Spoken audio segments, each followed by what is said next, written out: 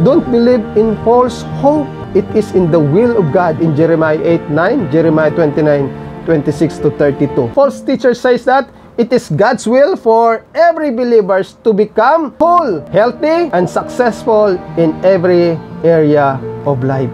Many of the fastest growing churches in our country today are built on this false hope.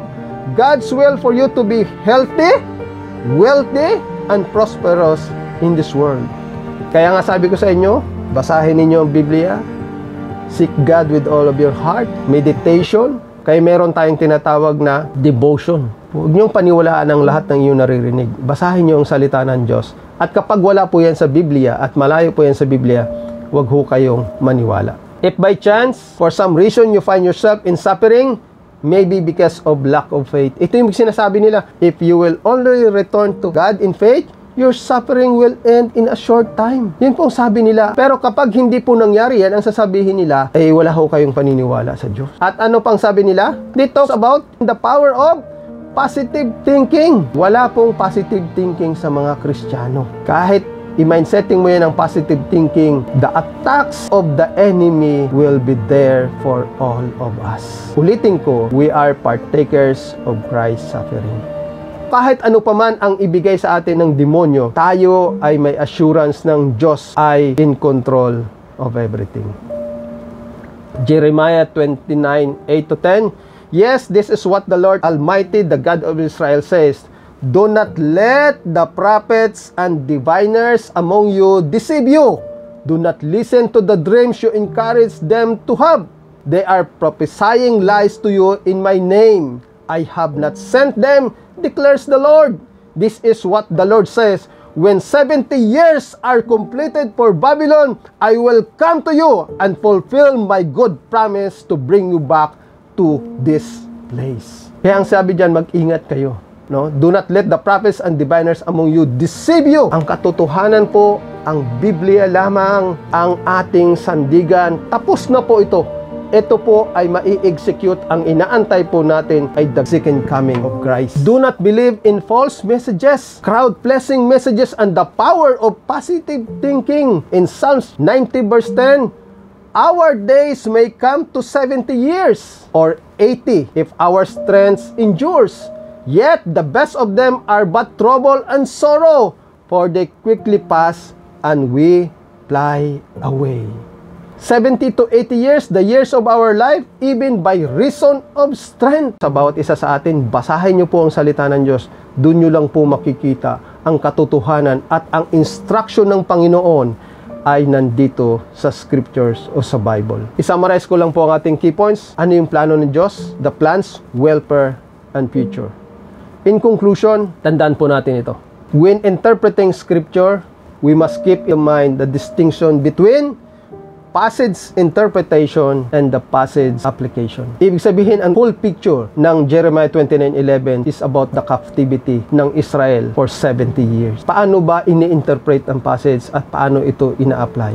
After 70 years, there will be restoration. Yun po yung sinasabi ng Panginoon. Ang gusto pong sabihin ng Diyos na mga plano niya at ang mga plans to prosper us ay yung welfare nating mga Kristiyano na mag-survive tayo because of the power of God, because yung mercy and grace ng Panginoon sa atin. Doon lang tayo mag-survive. Hindi po sa ating kagalingan, not by education, not by money, not by power. Tingnan nyo ha, Nebuchadnezzar had already moved some Jews to Babylon. Kaya kung titingnan natin yung prior chapter ng Jeremiah 29, sinasakop na po ni Nebuchadnezzar ang mga Hudyo. The promise was not made to all nations at that time, but only to Israel. Kaya hindi po ito makiklaim ng lahat ng tao. Ulitin ko, the promise was not made to all nations at that time, but only to Israel. Jeremiah 29:11, Romans 5:5, Romans 8:31-39, the promise does not apply to every human being, but only to those who are in Jesus. Tayo po yun, kayo po yun. Tayo na may pagkakaintindi at may relationship sa ating Panginoon. Hindi po yan sa lahat ng nation, hindi po yan sa lahat ng individual. John 3:18, whoever believes in Him is not condemned, but whoever does not believe stands condemned already because they have not believed in the name of God's one and only Son. Ang mga taong walang relationship sa Panginoon, patuloy po silang naka-line up para sa hell. A word of caution that Jeremiah 29:11 and Romans 8:28 can be misused as well. Pero ang katotohanan, ang Romans 8:28 is not about prosperity. Ang Romans 8:28, it is about the redemption of Christ sa ating mga Kristiyano. Hindi po yan material things. It is something wrongly applied to humanity in general. The second danger of using this verse without understanding the context is the same as the danger of taking it out of context.